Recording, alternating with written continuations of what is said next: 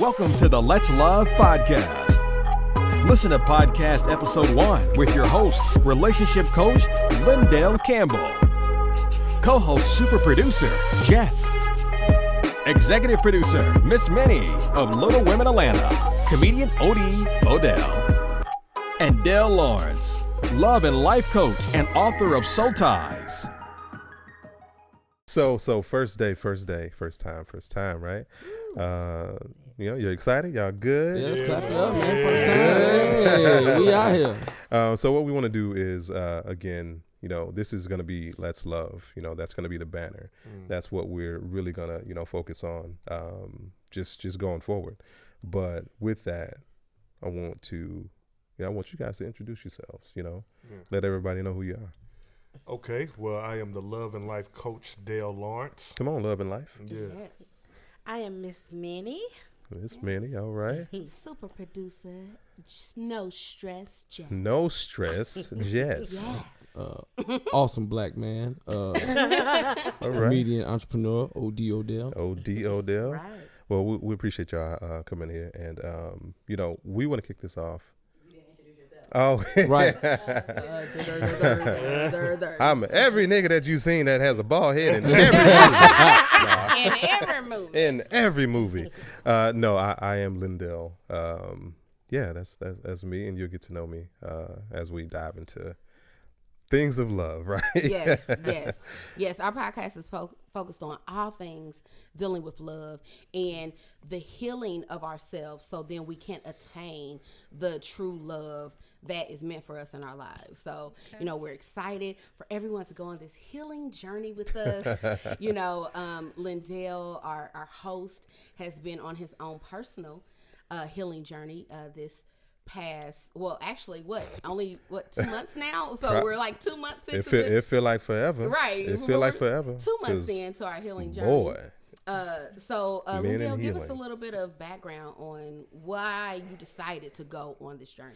The reason that I really wanted to kick this off was that I think coming from a place of always being in relationships, a lot of us, well, I wouldn't say a lot of us, but me in particular, I've had so many relationships that, went from one phase to the next without ever being in a position or putting myself in a position to not date, to say no to dating. I need to heal, and men and healing. That's not a prominent thing that we talk about a lot or we hear about. There's a lot of catch-22s with it. It's such a vital thing, I think, to just sanity for a man, and especially a black man in today's society.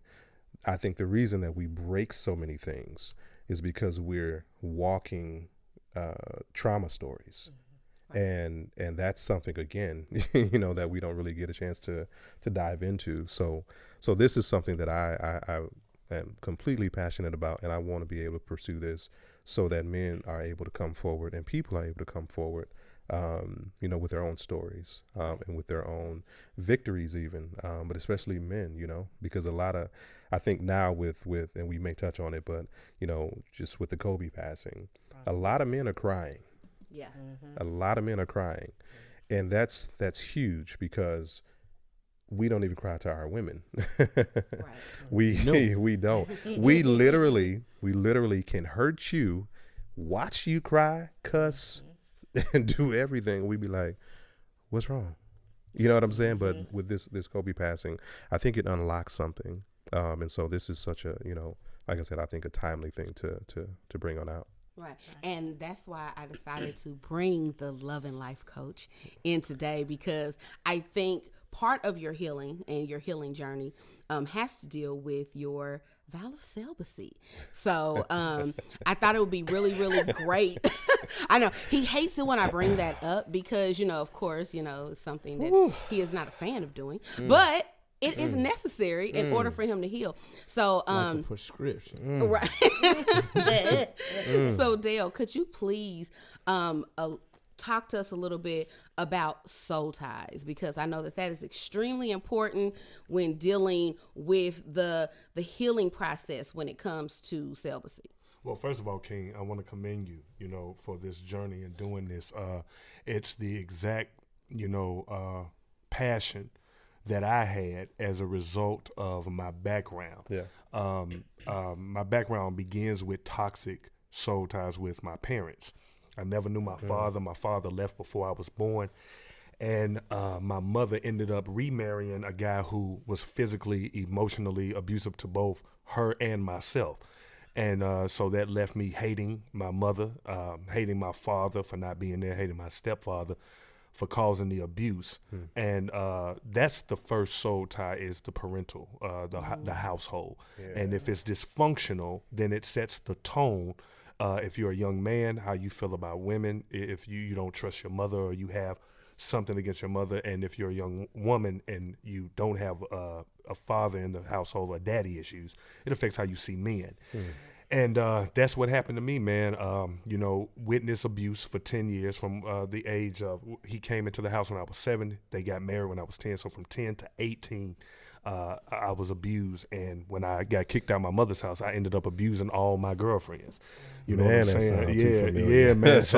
So what, got saved and still wasn't delivered from that, because just because you have a relationship or say yes to God, that doesn't mean you said yes to every area of your life. And so it took time, it took dedication. And even in my book, I talk about the quarantine phase. That's what you're in, where you cut off from everybody because you realize what damage that you've done to other people. You know what I'm saying? I am in such isolation right now. Yeah. I'm like, but in your isolation, it ain't just supposed to be you. It's supposed to be you and God filling you with those voids that you had. And then once he's finished, that's when you're finished. Yeah. Right. And I think that's so profound that you talked about, because you always hear soul ties in the relation to sexual. Right, soul it's ties. not just that. Right. It's not so just that. I First think, of all, soul tie is the emotional and spiritual link between an individual, an idea, or an entity. So that means an individual is a person. You can be soul tied to a person. You can be soul tied to an idea, some type of philosophy that your grandmama or your aunties came with. Girl, I don't care if he beat you and cheat on you. He's still a man. As long as he take care of you, you stay. That's an ideal. That's an ideal you can be tied to. Or an entity, a generational curse, the demonic spirits. You know what I'm saying? So in order for you to get a soul tie, it comes from your senses, sex, satanic situations, which is abuse, molestation, anything that happened to you in your childhood that you're part at. Usually with whatever happens in your childhood, you may grow from an age standpoint, but emotionally you're stuck at that age. Right. That's why you have the R. Kelly situation where he was molested by both a man and his sister at the age of 14. Wow. And you wonder why he can never have a real relationship with an older woman, because he's parked at that pain. He's been 14 for her. For all this. Since then. Right, since then. And then the last one is, number 4 is satanic scenarios, and number 5 is soundtracks. You'll be surprised how music, you can be tied to the spirit and the words and music. Right. I wouldn't be surprised. That is so. I don't want to get to that yet, because that's literally my favorite part. Right. About well, the senses. The senses was your favorite part. Right. What you see, hear, taste, smell, and touch. Yes. All of those senses have one thing in common. Your eyes are what? Circular. Your ears, 2 holes. Nostrils, what you smell, 2 holes. Tongue, you have thousands of holes called taste buds. Touch, you have millions of holes on your body called pores.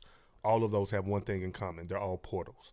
They're all openings. And whatever you see, hear, doorways. Come on. That's how they come in. Yeah. And the enemy is always looking for a doorway.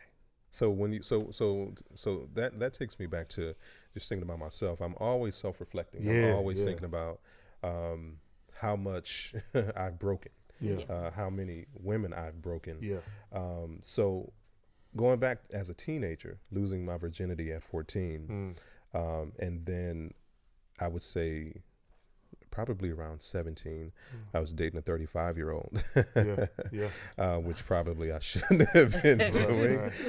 But I didn't know any better, because I didn't get the birds and bees talk. There are certain things that our parents, they will willingly and unwillingly teach us. And so I didn't get the birds and bees talk. Right. By the time I knew about birds and bees, I was knocking knees up. Exactly. It was like, oh, So let me learn this. So for a long time then, I was trying to master something that was essentially a doorway to me and for me that shouldn't have been open. Exactly. So ever since then, I didn't really deposit anything healthy into the relationships other than I want to help you reach as many orgasms as possible. Right. Because I am chasing the perfection of being sexually just everything that you need. Nothing wrong with that, brother. You hear me? Everything that you need. But the thing that messed me up though is once you try to perfect just that side of relationships sexually, I don't give a damn about really pouring into it in a healthy way. So basically, not knowing that I was dick and laughter, but toxic at the same time. Yeah. It's like, why are all of my relationships not working out? Right. Why are they always? And somebody was just like, again, you're always in a relationship. You're never single. So I was single when I was 13. I'm now 38, and I'm taking that time to be single. Right. That's a long ass time to be in relationships and never taking that time for yourself. So I want to you pose lost the question. yourself a little bit, you think? I wouldn't even say I lost myself. I was never found. Interesting. That's pretty deep. Okay. Yeah. So I mean, how does one find himself now when realizing, okay, this is where I'm at? Yeah. How do I get to? How you get out the coochie? I would say God. Yeah. I would say God has to make himself known in some way. And my grandmama from the South, so she's one of them. Yeah. She one of them praying grandmamas that It starts in the quarantine phase. You know what I mean? Where he is, right now, that is the phase in where you are really introduced to who you are, introduced to all the things that you went through, and that's when God exposes it, because the Bible says looking at, the word, looking at God is like looking at a mirror. So when you actually, put your emphasis and your depression and your suicidal thoughts and your abuse, all these baggage that you didn't came with, and you just drop it at God's feet, he begins to show you who you're supposed to be, Right. who he created you to be, and not what you've become as a result of the baggage, the parents, you losing your virginity. Mine was taken at 7 by my babysitter.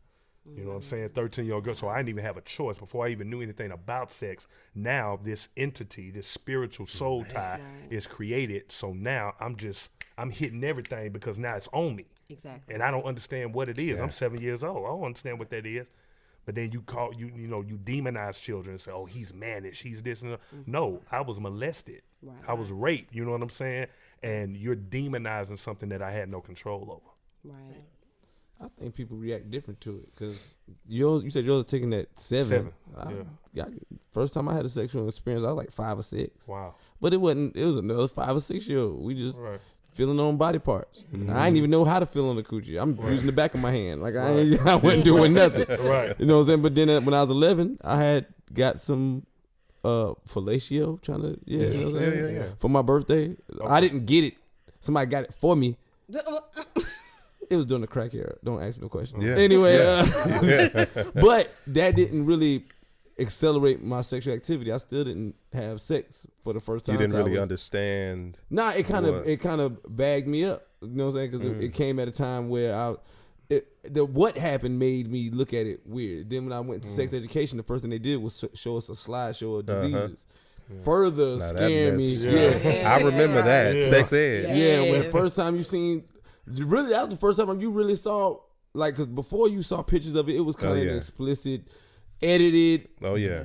But now the sex ed, they show you the raw dog. I'm old enough to where it was Skinemax. Y'all know about Skinemax? Where you got the lines of the TV come on late at night. Oh yeah, you trying to look through it. And you see the bodies, and you like, they're gonna nipple. They're gonna nipple. That had to be a nipple. Like I saw something and I heard something, but that's an interesting aspect though. Like if you lose your virginity, at an early age, depending on the circumstances. Exactly. When do you come into yourself understanding what it is that you're physically doing? Right. Like, you want to chime in, Minnie? Right. Like, I lost my virginity at an early age too. Like it was a family friend that was touching me the wrong way. And, you know, I'm just like you, my father wasn't even around.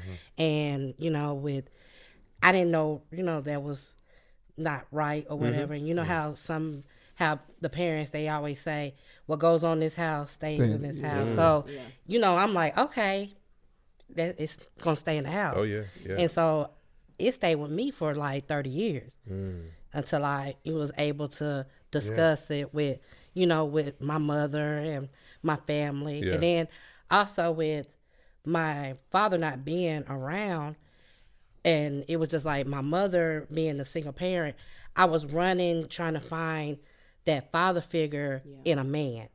And I had like, you know how they say the generational cycle.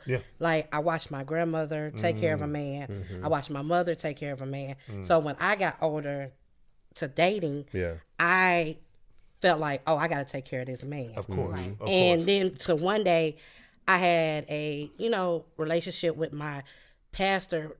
Not a relationship like that, but I'm just saying I was sitting down talking to my pastor, and he was like, no, Ashley, this is not what you're supposed to do. That's right. You're not supposed to take care of a man. A man's supposed to take care of you. That's it. And I'm like, okay, I need to break this general That's curse. right. That's right. And then that's the thing. We follow a broken method. That method is broken, where the woman is raising the children, and so that's become, it's like the new normal now. But that's not the way it was supposed to be. It was supposed to be the man as the head, and you have both your parents, so that you're able to see, you know, a man cover a woman. You're able to see a woman serve a man, and that way the families can continue on. But because of our, you know, black people, and especially that slogan, what goes on inside, all they did was trained us and programmed us for pain. That we won't ever go out and speak and get therapy. That's why I love what Charlamagne and God is doing with mental health now and black men. And even with you and your podcast, man, this is awesome. I really see a revolution of black men getting back into place. And we do that by being open and being honest. So breaking that cycle of transferred trauma. Okay, OD, what's up, man? What's going on? I don't know about this revolution of black mental health amongst black men. You don't think we need it? No, I'm not saying we don't need it, but we come from a stock of, even when you have things going on, you're supposed to be good anyway. You're supposed to be resilient anyway. You know what I'm saying? The vulnerability of crying, being all vulnerable and stuff like that. The reason why you don't do that as a man is because the image that you're supposed to have is one of steadiness and all that. So who do you be vulnerable to? That's because women are like, my man should cry to me. Yeah, you saying that. But if you actually witnessed all his tears, you'd be like, this punk ass. You know what I'm saying? Like, not really. Not really. I hear not you, really. but you don't understand, though. You know what I'm saying? From my standpoint, I feel what you're saying, and I definitely get it. But from my standpoint, you know, the man that I follow, the example that I follow is Jesus, and he cried. Right. You know what I'm saying? He showed his emotions, but yet he still was bold enough to hit up on that cross and do what he needed to do for us. He also you know was flipping tables over. I was just about to say. That's what I was ending. That's what I was going to end in. I was going to say that he was able to cry and go up on the cross, so he showed us balance. So not only did Jesus have cornrows, but he was flipping over tables, crying like, "Y'all in here?" Yeah, but y'all comparing the temperament and the spiritual strength of average men to the Son of the Living God. Like, you know what I'm saying? And the trauma that was that some of us have experienced. Jesus wasn't getting touched. Jesus didn't have the internet filling his head up with all kind of, you know what I'm saying? Jesus lived a very different life for you to compare what he was able to do and show balance, because he didn't have as many tears to shed as you would or you would. You see what I'm saying? So what I'm saying is, I shed tears and I have balance. Right. So but there's a Jesus. balance on the tears, though, right? I'm you know you can't drop them. Oh, no. As much as you would feel like they should come. Oh, yeah, sure, of course. And that's what I'm saying. There still has to be some restraint. So even in a man being vulnerable to his woman or to whoever he can confide in, you still want to maintain the balance because you want to make sure you are viewed as strong as you actually are, or may be, or may not be, or whatever the case may be. Yeah, and this perspective, I think, is strength in tears. You know what I'm saying? To show it. You know what I'm saying? Because I speak before people. And there's been times I spoke about my father like I never knew him until 6 years ago. I sought him out. And when I was talking about him, I teared up. And I didn't fight that back. I let this whole room of people see me go through that. You know what I'm saying? Because I'm confident in who I am as a man. You know what I'm saying? And he just died in May. So that's why I teared up.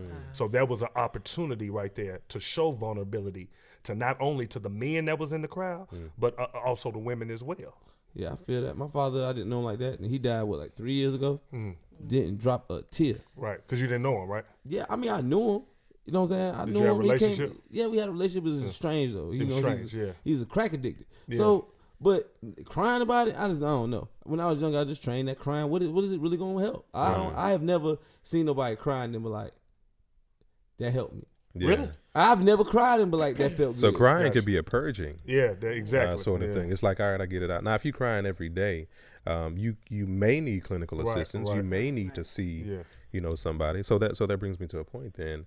How often do you think black men actually go see a therapist? They don't, because What? They don't. Man, therapy and police is two things. You know what They I'm saying? don't. Right. We don't do neither one of They those. don't. Yeah. They don't. They keep their. I feel like black men or men, period, they keep their feelings inside and balled up because, Definitely. like, as a woman, I think it's hard for a woman to see a damaged man and see if he been through stuff because men don't open up to women. Right. I know, like my twin brother recently, within the past year or so, went through different like life-changing situations. And the first time, like, this is my womb mate. I've known him as long as I've known myself. And in the last 2 years is the first time I've seen him like really show emotion because of the different circumstances. And for me, it was extremely jarring because I had never seen that. So I was like, I don't even know how to deal with you in this fashion because I'm so not used to seeing. I'm used to seeing you so strong and unfazed and unmoved, and now to see you hurt, like the only thing I could do was go to the Father and pray on his behalf and pray for him and say, Lord, I don't know what to give him because I'm not used to this person, but give it to me, whatever I'm supposed to do. And in the midst of all of that, and him releasing these emotions and things, a healing of our relationship came about. So it was, so I'm happy for that breaking of him because it exposed something within your relationship. Exactly. So for, I would say, do you all think, and anyone can answer, do you all think that we in some ways are at war with each other? Is that why we can't break down certain parts of us to our black woman or, to one another? Because I think that's it's not a tough thing to do. And again, you don't have to cry every single day. Right. But to be able to have someone to talk to, that is your woman, that is your helpmate or whatever, it shouldn't be that hard. Yeah, real. But why is it hard? I agree with you. I think that we've been trained to be against one another from slavery. You know what I'm saying? So those are soul ties that's deep that makes us, pretty much be like, I can't, or like the issue with me, mama issues. I didn't trust my mama, so that kind of set the tone for how I felt about all women. Right. You know what I'm saying? So I didn't trust y'all. So it's just that innate, thing between black men and black women that I'm, even glad, like I said, we're doing this, because even a revolution is even set with black men, you know what I'm saying? Like even within what I do, it's a section of it called When Men Worship. And that's when giving men a safe place that we all gather together and let this stuff out. You know what I'm saying? Yeah. So it is a war, but once the man gets back in place, the family will get back in place. I agree with you too, but yes, we've been conditioned to be like this, but the conditioning is we don't care about how you feel. If you're a black man, like forget how you feel. We want the result from slavery. We don't care how you feel. Nigga, pick that cotton. When you got a woman, I don't care how you feel. These bills need to be paid. Right. Like your father teach you, hey man, get out your feelings, detach yourself from your feelings. It's always like that, and it's always in everything that's in black male culture breeds secrecy and just your feelings don't matter. Your feelings don't. And and I'm gonna be honest with you, that I adopt that. Because if you're going to be the result-oriented man, we can't. I feel like, yes, we do have to address our feelings, and we got to figure out how to do that. I don't know how. Yeah. Right. We got to figure that out. Yeah. We also have to be able to be detached from our feelings to make objective decisions. You know what I'm saying? And that's what our purpose is in Sure. leadership. A man gonna do that anyway because we're logical. So Yeah. we're always gonna be. If a man is in his masculine frame, Right, he's gonna do. but we've been conditioned differently now. That's A lot what of I us was just came gonna say, raised yeah. with single mothers. Like you had both your parents in the house. You know, it was a stepdad. Right, He the didn't have step- the well, real yeah, love for you right. to really impart real wisdom. He just a Exactly. nigga around. Exactly. So you really the Right. only love you received was from your mother, and you didn't even trust that. Right. Same thing with you. Yeah. You know what I'm saying? Yeah. So Right. now the But I reason replaced why it with God though. yeah, and so Yeah. now you're better. Yeah. But the same thing that we all have went through has resulted in everything we see, and Yeah, that's why that's women. true. That's why men are. You got a bunch of emotional thugs. That's why the crime rate up. You know what I'm saying? Not because these dudes are tougher. Oh, they yeah. are more emotionally volatile. The male ego is very fragile. You know what I'm saying? And the number one reason why black men kill each other is ego. That's it. You said something. I mean, even Tupac, he was on. He beat somebody down. That's why he's. He you know what I'm beat the saying? wrong dude. You know what I'm saying? This dude That wasn't with a taking no fragile L. ego. With a fragile ego. Because I don't know. you're supposed to return it. Like, okay, you beat me down. Let me beat you down. No, but kill you. Just the male. The male. That's the game is- he in. They were gang banging. Let's They talk were. about this. Let's be fair about this. But This it's a wasn't no- lot of black men that ain't even gangbangers, man. I'm from Memphis. We shooting people on the highway. Oh, you from the area? Oh, yeah. If you from You know the what I'm saying? area, I don't even know I know what you murder in a whole talking about. different. I know murder from a Memphis whole stand for different. murder. The Right. E stand for everybody. Like, what are you talking about? right. Memphis, Man. as a matter of fact, since earlier you were speaking about music Yeah, and soul ties, yeah.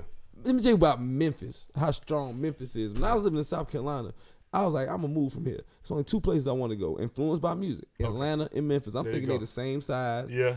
I'm thinking the same things going on in both. Yeah. Because the music was very influential. Yeah. But I really love 3-6 Mafia. I really love Project I Pat. used to be in that group. See, That's what I'm saying. Yeah. See what I'm saying? Now, So there look- you go. I know exactly what you're talking about. when I say hypnotize my mind, That's true. My mind was That's why I say hypnotized. that. One day I'm driving down a country road and they had a song called "We Ain't Scared." We ain't scared, ho. Yeah. And the music was very melodic, like oh yeah. And yeah, the yeah, beat yeah. bumping. I am driving 70 in my cousin's car down the road Yeah. for 45, was about to time. fly into a ditch because I'm so lost in the. Yeah, yeah. It really hypnotized For my real, mind. man. Yeah. If my friend wasn't in the car and saw us about to drive off a cliff and reacted. Oh, you would I would have have killed myself. You Into would- the music had me that zoned out. But Right. that's what Memphis do. You know what I'm saying? I ain't knew about cocaine, snorting, none of that. been. From Memphis Lean to South drinking. Carolina, Yeah. all that, and Right. it poisoned my mind. So the influence of music, then. So, Yeah. so how do we connect that to those senses that you were speaking about? Here, what you hear? There yeah. it is. The music, the Greek, Ear gate, right? There it is. That- Ear gate. The Greek word from in music is muse. That means to creatively stimulate. So you think about when you want to get in the mood with your girl, you put on creative, stimulating. I that sing you do. R&B. All right, there you go. That's I his heard you lane. earlier when we were recording. So you said like, what you oh, said in man. that tone. You're stimulating those Right, emotions. right. Same thing with how we used to do. Tear Yeah. the club up. We Yeah. got banned from so many different clubs Yeah. for telling people what to do and they reacting to what we Right. told them And to they- It's do. crazy. You know we what I'm was saying? just Like, If you having had a one conversation song- with what's the most all-time fight songs in Nuck If You Buck. Nuck if Tear you the buck. club Bet you won't hit a mother. And I bet you, Come on, man. And you look around. Yeah. and it You was looking so for the strong. one you got in Yeah, as soon as Yeah. you see him, and your homeboy's like, I bet you won't. Yeah. Just crunching you And up. all you need is somebody to egg you on. Right. And if the music is doing it, you don't even need nobody. Right. Nobody. And people with the powers that be understand it. That's why they would control what you hear. You know what I'm saying? And even control the frequency in which you listen to it. There Because the you go. frequency on which you listen to a song are determining how It it matters. works. Yeah. Yeah. Definitely. Wow. Wow, definitely. that is like that. I mean, because like I said, that's my favorite, Yeah. part Ear of gate. your teaching. Man. What I would love to know is, because me and Minnie, we've dealt with, past, relationships, hurts, Right. and things like that, and working on, getting ourselves back, Yes. right, and being able to identify damage in men or men who aren't ready for a relationship. Like, how would you recommend us to go about?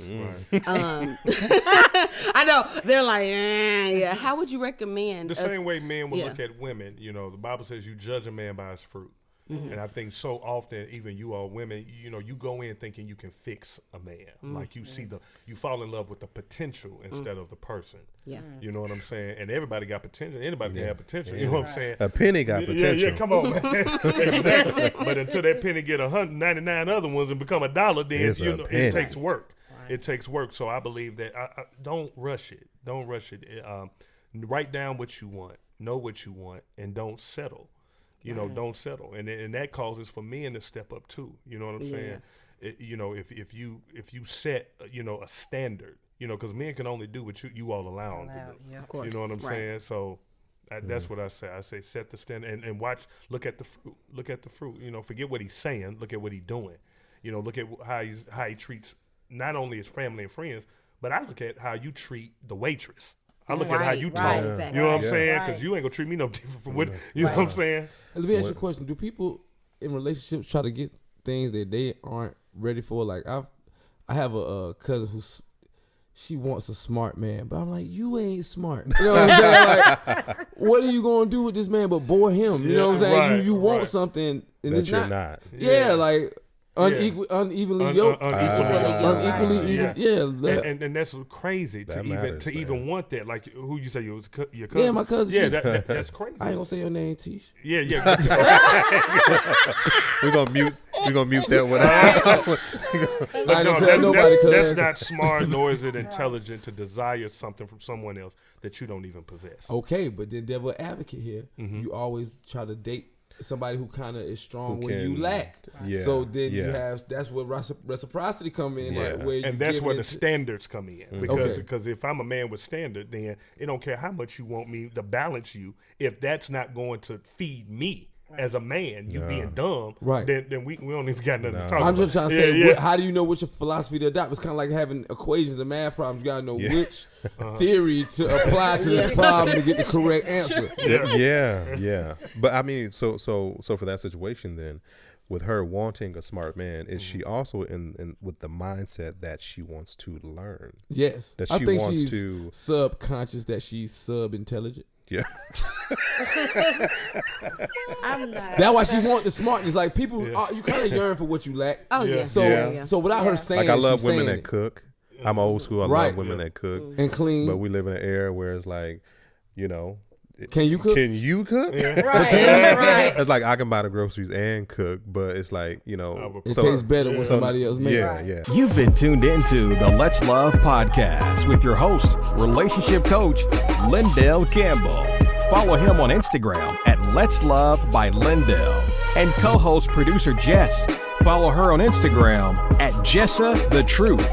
Follow the Let's Love podcast on Facebook and YouTube at Let's Love Podcast. The Let's Love podcast is brought to you by Miss Minnie Media, Media Concept Solutions, The Truth Lifestyle Management Group, Let's Love LLC, and Fly Heavy Media LLC.